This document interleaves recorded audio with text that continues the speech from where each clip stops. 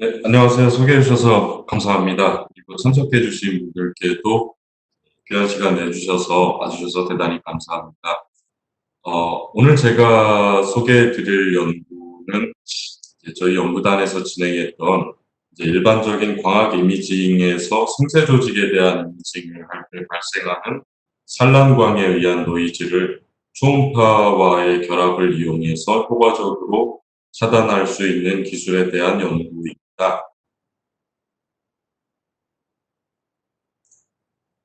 네, 우선 우리가 현미경으로 어떤 이미지를 관찰을 할 수 있다는 것은 이제 다음과 같이 렌즈 시스템과 이제 이미징을 하고자 하는 이미징 타겟, 그리고 카메라 센서, 요 타겟과 카메라 센서의 각각의 점 사이에 1대1 대응 관계가 유지되기 때문인데요. 그렇기 때문에 이 렌즈 시스템에 의해서 이제 타겟이 있는 곳의 점과 카메라 센서의 점이 1대1로 전달이 되어서 오른쪽 아래에 있는 그림처럼 매질 내부에 있는 타겟을 선명하게 관찰을 할 수가 있는 것인데요. 그런데 이제 생체 조직과 같은 이제 빛의 산란이 발생하는 매질 속에 있는 타겟을 관찰을 할 때에는 1차적으로 이런 매질에 의해서 1대1 관계가 깨지게 됩니다. 산란이 있기 때문인데요.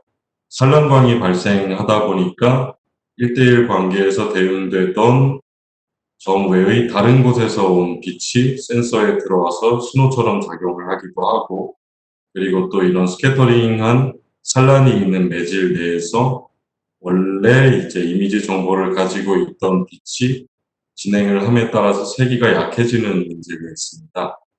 그래서 이렇게 산란 매질을 지난 빛의 경우에는 두 가지 성분으로 나눌 수가 있는데, 원래 이미지 정보를 가지고 있는 직진광, 이것이 이제 우리가 관찰하고자 하는 이미지 정보가 되는 것이고, 그리고 산란광에 의해서 발생하는 노이즈가 있습니다.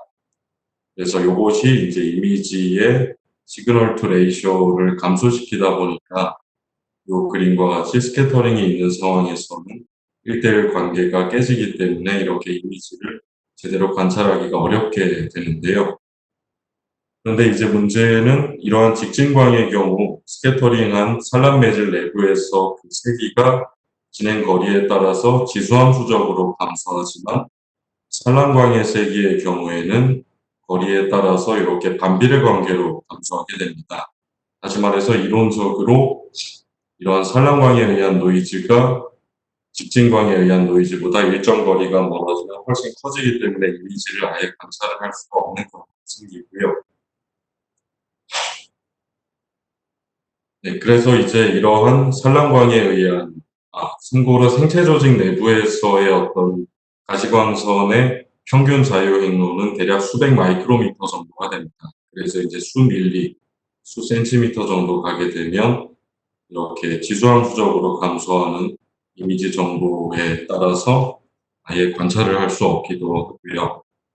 그래서 이렇게 생체 조직 내부에 있는 타겟을 관찰하기 위해서는 이러한 산란광에 의한 노이즈를 제대로 컨트롤할 수 있는 방법이 필요한데, 이제 이러한 산란광에 의한 노이즈를 컨트롤할 수 있는 방법으로 기존의 다른 연구 방식을 소개해 드리자면, 이러한 산란광을 최대한 억제할 수 있는 방식으로 타임 게이팅 방식이 있습니다. 시분해 방식이라고 하는데요.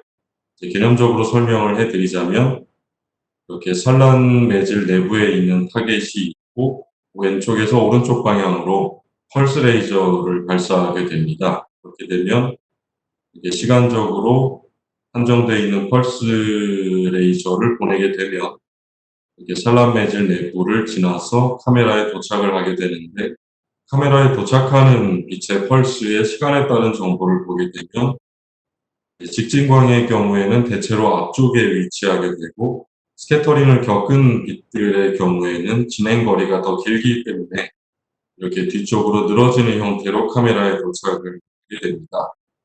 그래서 이렇게 시간적으로 이런 직진광이 진행 경로가 가장 짧을 것이기 때문에 시간적으로 가장 앞서 있는 빛의 성분만 선택적으로 측정을 하게 되는, 주로 펜토세컨 레이저 같은 이제 간섭거리가 짧은 빛을 사용하게 되는데요.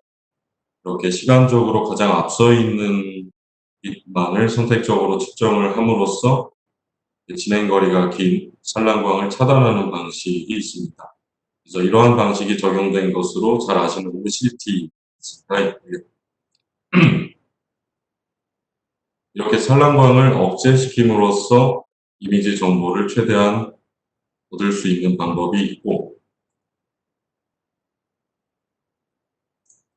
혹은 반대로 이러한 산란광을 이미징에 적극적으로 활용을 하는 방법도 있습니다. 대표적으로 울트라사운드 모듈레이티드 옵티컬 이미징, 그래서 UOT라고 부르는 초음파를 결합한 광학 이미지인데요. 이제 왼쪽 그림에서 보시듯이 스캐터링한 산란이, 네, 영어와 한글을 계속 혼용해서 죄송합니다. 빛의 산란이 발생하는 매질 내부에 초음파 트랜스듀서를 활용해서 빛이 지나는 경로에 초음파의 포커스를 형성시켜주게 됩니다. 그렇게 되면 이 초음파라는 것은 기본적으로 소리와 같은 압력파이기 때문에 이 산란 매질의 어떤 물리적인 밀도를 실제로 밀소밀소하게 바꿔주게 되고, 일종의 도플러 효과에 의해서 빛이 지나는 곳에 매질 자체가 물리적으로 진동을 하고 있기 때문에 빛의 초음파의 모멘텀이 추가가 되어서 이렇게 초음파 포커스를 통과한 빛의 경우에는 원래 빛의 주파수도 가지고 있는 성분이 있지만 초음파에 의해서 빛의 주파수 플러스 초음파의 주파수를 가진 빛도 섞여서 같이 나오게 됩니다.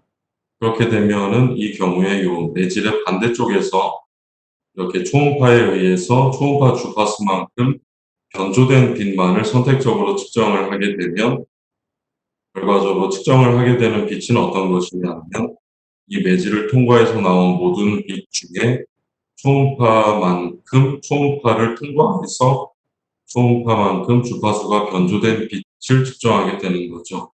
따라서 이 상태에서 초음파 포커스를 2차원 혹은 3차원 방향으로 스캔해 가면서 주파수가 변조된 빛만 선택적으로 측정을 하면 다음과 같이, 오른쪽에 있는 그림과 같이, 만약에 초음파 포커스가 이러한 흡수체를 통과해 있는 상태라면은 이제 변조된 빛이 적을 것이기 때문에, 하지만 초음파 포커스가 이렇게 흡수체와 겹쳐 있지 않은 경우, 이 위치를 스캔하고 있을 경우에는 초음파에 의해 변조된 빛의 양이 많을 것이기 때문에 다음과 같이 매질 내부에 있는 어떤 흡수체 같은 타겟의 이미지 정보를 얻을 수가 있게 됩니다.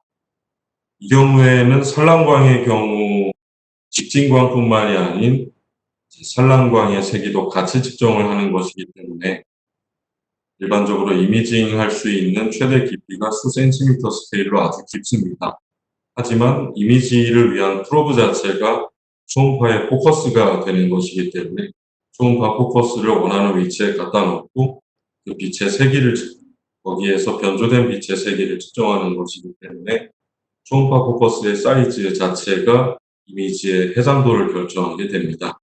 초음파의 경우에는 이제 파장이 대체로 수십 마이크로미터 정도 되기 때문에 이 경우에는 이미징 뎁스가 깊어지는 장점이 있지만 그만큼 해상도가 수십 마이크로미터 정도 손실이 있게 되는 것이지요.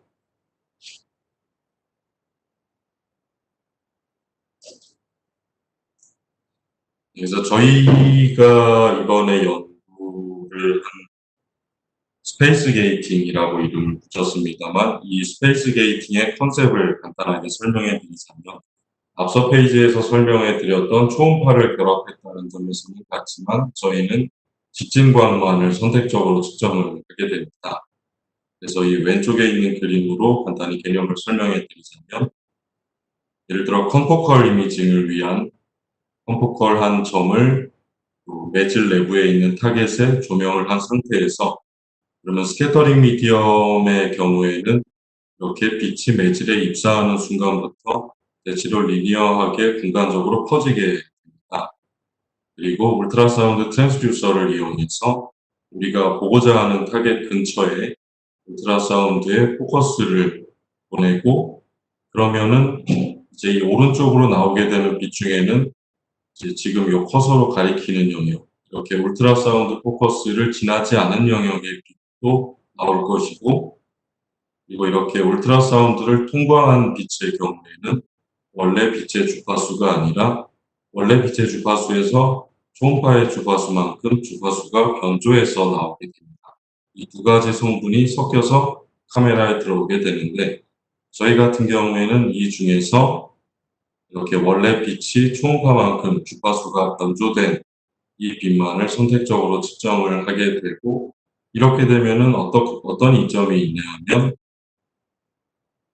이제 이런 초음파를 사용하지 않았다면 처음에 빛이 매질 내부에서 모두 다 퍼진 이 면을 모두 통과하는 빛이 카메라로 다 들어와서 제대로 직진광을 관찰하기 어렵게 되는데, 초음파 포커스를 통과한 빛만을 선택적으로 측정할 경우에는 이렇게 초음파 바깥쪽에 있는, 여기에서 이 초음파 포커스의 바깥쪽에 있는 빛들을 측정을 안 하게 되는 것이기 때문에, 이렇게 결국에는 이 산란에 의해서 발생하는 산란광에 의한 노이즈를 사전에 차단해서 측정을 하게 됩니다.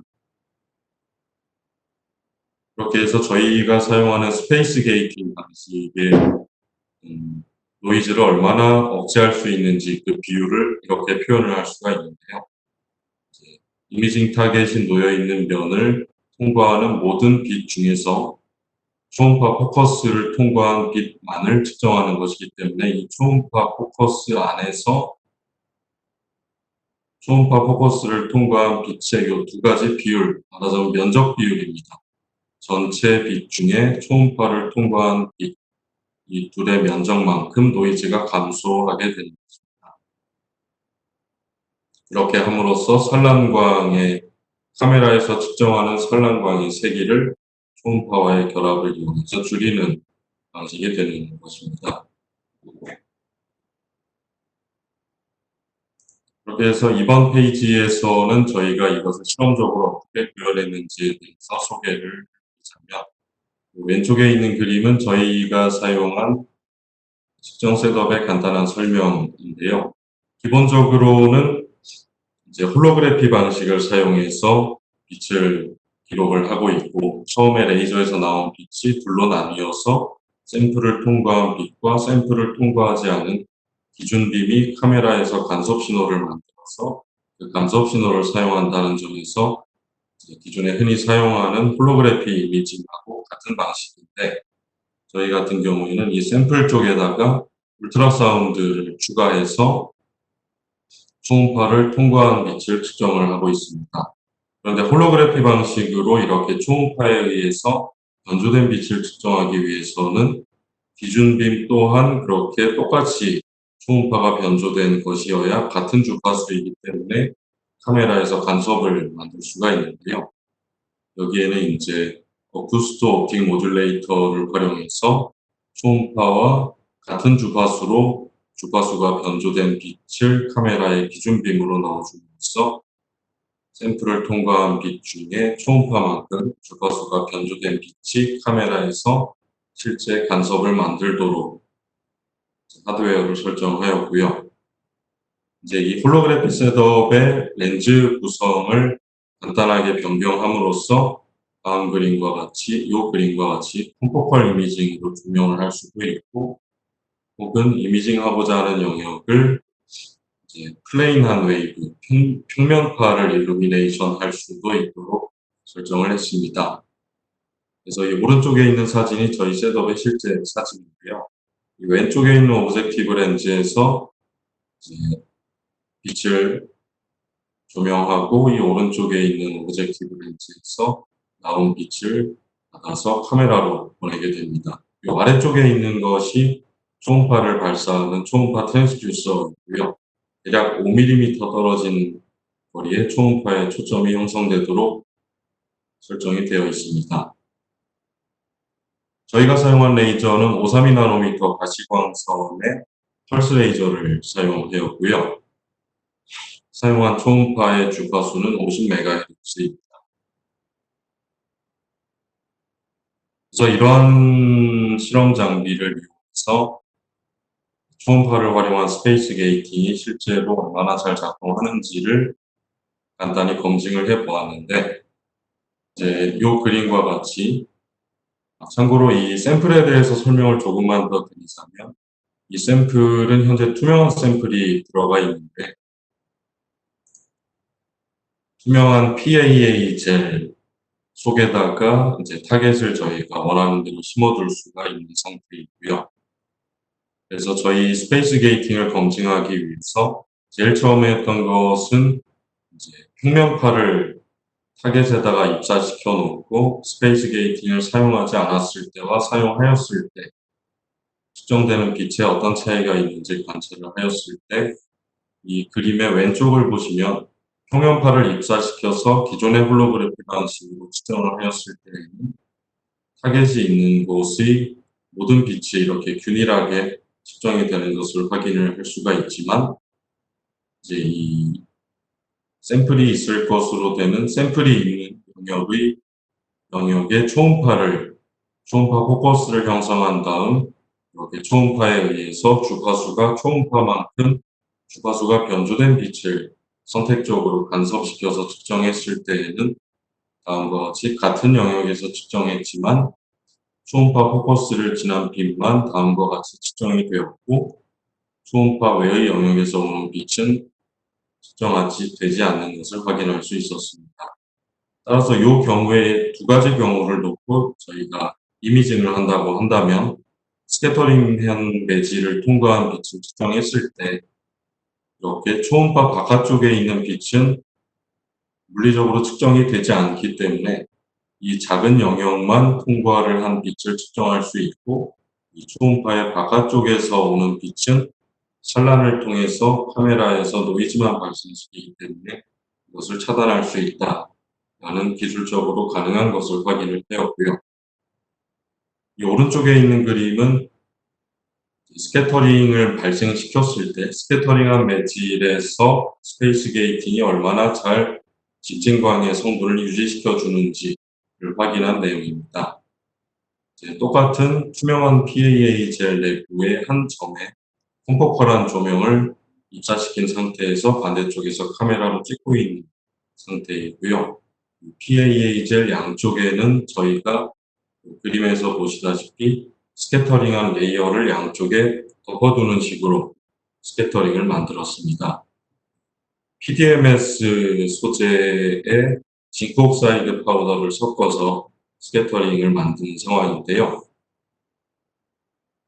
다음과 같이 양쪽에 스캐터링한 PDMS 레이어를 덮은 상태에서 컴포컬한 점을 조명을 했을 때, 이쪽에 제가 표기를 하지 않았습니다만 위쪽에는 스페이스 게이팅을 사용하지 않은, 초음파를 사용하지 않은 기존의 홀로그래피 방식으로 컴포컬한 점을 카메라로 측정했을 때, 오른쪽으로 갈수록 스캐터링 레이어의 스캐터링 강도가 세지는 상황입니다. 스캐터링이 강해질수록 컴포컬한 점이 점점 사라지고 나중에는 아예 직진광의 성분이 사라져서 컴포컬 이미징이 불가한 상황까지 스캐터링을 만들었지만, 다음과 같이 초음파를 이용해서 스페이스 게이팅을 사용하였을 때는 같은 스캐터링의 정도에서 스캐터링이 점점 강해지더라도 그다음초 노이즈가 차단이 되기 때문에 다음과 같이 직진광의 성분이 남아 있어서 콤포컬 이미징이 가능함을 확인하였습니다. 그래서 이렇게 띄운 점을 2차원적으로 스캔을 하게 되면 이 중에 있는 타겟을 실제 이미징을 할 수가 있는 것인데요.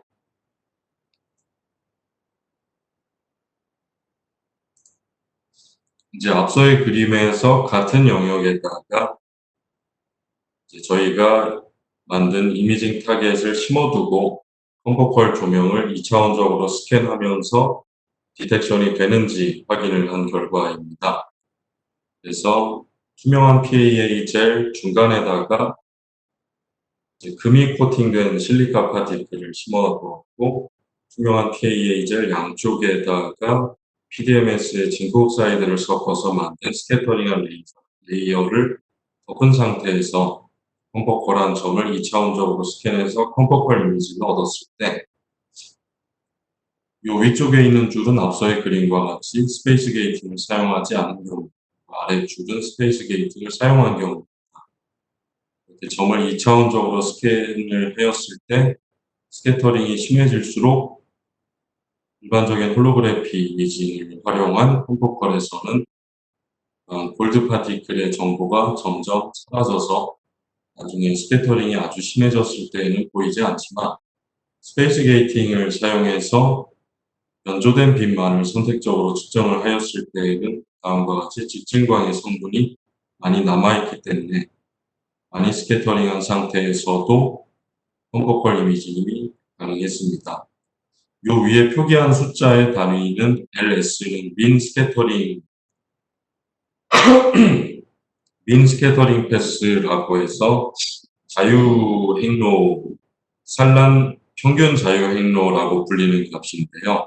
이제 빛이 스캐터링 미디엄 내부에서 랜덤하게 스캐터링을 할 때 이 매질을 통과하면서 첫 번째 스캐터링과 다음 스캐터링을 산란을 겪을 때 첫 번째 산란과 두 번째 산란 사이의 평균적인 거리가 어느 정도인지를 나타내는 값입니다. 그래서 0LS는 스캐터링이 전혀 없다는 상태인 것이고요. 그리고 이 스캐터링 레이어를 전부 통과하는 동안 총 23번 이상의 스캐터링을 겪는 스캐터링 상황을 만들었다는 뜻입니다. 그래서 이 경우에도 이렇게 상당히 강하게 산란이 발생하는 상태에서도 컴포컬 이미징이 가능했다는 것을 나타내고 있습니다.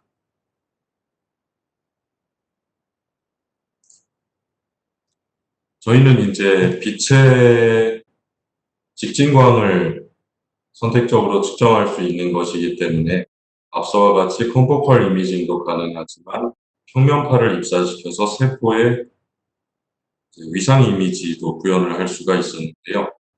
지금 보여드리는 데이터는 앞서와는 달리 앞서의 데이터는 투명한 매질 양쪽에다가 스캐터링한 얇은 매질 레이어를 덮어서 만든 상태이지만 좀 더 자연스러운 상태에 가깝도록 지금 보시는 것은 PAA 젤에다가 인트라리피드를 섞어서 이렇게 풀리 스캐터링한 아예 부피적으로 산란이 발생하는 매질이고요. 이 매질 내부에다가 골드 파티클을 심었을 때에 다음과 같이 일반적인 홀로그래피에서는 볼리스틱 성분이 아예 관찰이 되지 않아서 이미징이 어려웠지만 이렇게 스페이스 게이팅을 활용한 이미징에서는 전체적으로 스캐터링한 산란이 발생하는 매질에서도 컴포컬 이미징이 가능했다는 것이고요. 이렇게 컴포컬 조명이 아닌 플레인한 평면파를 입사시켜서 세포의 위상 이미징을 구현한 경우에도 다음과 같이 스페이스 게이팅을 활용하지 않았을 때는 세포의 위상 이미지를 관찰할 수가 없었지만 다음과 같이 스페이스 게이팅을 활용했을 때에는 세포가 만들어주는 평면파에 대한 위상 딜레이를 관찰을 할 수가 있었습니다. 지금 관찰하시는 세포는 적혈구를 측정하는 것이고요. 보시다시피 적혈구의 입체적인 도넛 쉐입이 위상 이미징이 가능한 것을 확인하였습니다. 지금 사용한 이 인트라리피드를 섞은 PAA 젤 산란 매질의 전체 두께는 빛의 평균 자유행로의 약 21배 정도 되는 두께이고요. 실제 물리적인 두께는 7mm입니다. 7mm 내의 산란 매질 내부에 있는 적혈구 이미지를 얻을 수가 있었던 것이고요. 지금까지 보고된 이런 위상 이미징이 가능한 깊이 중에 가장 깊은 깊이에서의 위상 이미징이라고 말씀드릴 수 있겠습니다. 근데 저희 초음파를 활용한 스페이스 게이팅의 경우에는 초음파를 통과한 빛만 선택적으로 측정하다 보니 바깥쪽에서 나오는 노이즈는 애초에 측정을 안 한다는 장점이 있기는 하지만 또 반면에 초음파 같은 경우에는 저희가 사용하는 50MHz의 초음파의 경우에는 파장이 30마이크로미터 정도가 방식이고, 저희가 샘플 내부에 만드는 초음파는 총 3사이클, 그러니까 초음파의 3개 파장 정도를 보내기 때문에 스페이스 게이팅이 발생하는 이 영역은 가로로 30, 세로로 90 마이크로미터 정도로 면적에 제약이 있습니다. 그래서 이제 대면적 이미징을 얻기 위해서는 다음과 같이 다음에 보여드리는 데이터가 그 경우인데요. 초음파를 여러 번 스캔해가면서 각각의 위치에 대해서 측정을 해서 이어붙이는 방식으로 대면적 이미징을 수행할 수가 있는데요. 지금 보시는 데이터는 이제 구한한 지 30일 정도 된 지브라피쉬의 경우, 지브라피쉬에 대한 데이터입니다. 이제 여기 보시는 바와 같이 이 아래쪽에 있는 오브젝티브 렌즈가 이제 들어오는 빛을 측정하는 것이고요. 이 지브라피쉬의 반대쪽에서 빛을 일루미네이션해서 실제로 보는 것은 지브라피쉬의 척추 반대쪽, 실제 물리적으로는 약 5에서 600 정도 마이크로미터 깊이에 있는 지브라피쉬의 근육을 관찰을 한 것입니다. 그래서 위에서 초음파 펄스를 보내주고 들어와서 통과하는 빛을 카메라로 찍는 방식으로 대면적 이미징을 수행하였고요. 이 위쪽에 보시는 것이 저희의 스페이스 게이팅을 활용하지 않았을 때 지브라피쉬의 근육 구조를 관찰한 이미지이고, 이 아래쪽이 초음파를 발생시켜서 변조된 빛만 측정한 스페이스 게이팅을 활용한 이미지입니다. 왼쪽에 있는 그림은 이제 참고용으로 가져온 것이고요. 이렇게 이 세 가지 영역을 보기 좋게 가져왔을 때 다음과 같이 스페이스 게이팅을 활용하지 않았을 때와 활용했을 때 머슬 파이버의 미세한 구조, 1, 2마이크로미터 정도의 미세한 구조가 스페이스 게이팅을 활용했을 때는 더 세밀하게 관찰이 가능한 것을 볼 수 있었고, 그리고 이렇게 나이가 좀 있는 지브라피쉬의 경우에도 척추 반대쪽 깊이에 있는 근육 구조에 대한 이상 정보가 관찰이 가능한 것을 확인하였습니다. 여기에 보시면 이렇게 약간 격자 무늬가 있는 것이 한 번에 스페이스 게이트, 한 번에 측정이 되는 것이고요. 이렇게 이어붙인 방식으로 30일 된 지브라피쉬의 미세한 근육 구조를 관찰할 수 있는 것을 실험적으로 확인을 하였고, 그리고 이 연구 결과는 올해 2월에 네이처 커뮤니케이션즈에 출간이 되었습니다.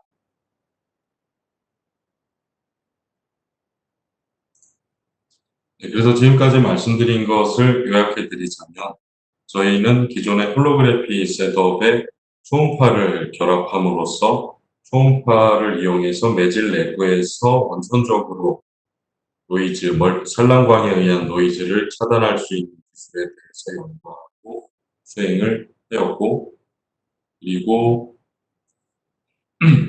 결국에 저희는 빛의 직진광을 측정하는 것이기 때문에 저희 이미징의 해상도는 빛의 파장에 따라 결정이 됩니다.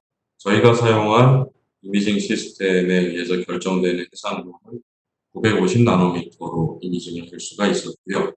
저희가 실험적으로 확인한 최대 이미징 가능한 산란 매질의 깊이는 총 평균 자유행로의 23배까지 되는 산란 매질의 깊이까지 이미징이 가능한 것을 확인하였고, 그리고 이것을 포인트 스프레드 펑션의 특성을 이용해서 좀 더 정량적으로 분석을 했을 때에는 초음파를 활용하지 않았을 때, 스페이스 게이팅을 활용하지 않았을 때에 비해서 멀티플 스캐터링, 산란광에 의해서 발생하는 노이즈를 매질 내부에서 약 100배 정도 차단할 수 있는 것을 관찰을 하였습니다. 네, 마지막으로 이 연구는 고려대학교에 있는 IBS 분자분과학에서 진행이 되었고요. 이 사진은 저희 연구실 인원들의 사진입니다. 일단 이쪽에 저와 함께 이 연구의 일저자로 연구에 많은 공을 세워주신 현재 카이스트 바이오민 내공학과에 있는 장무석 교수님이시고요. 그리고 여기 가운데에 계신 분은 저희 고려대학교 IBS 연구단의 부단장으로 계신 최원석 교수님. 그리고 제 사진입니다. 네, 제가 준비한 발표 내용은 여기까지입니다. 감사합니다.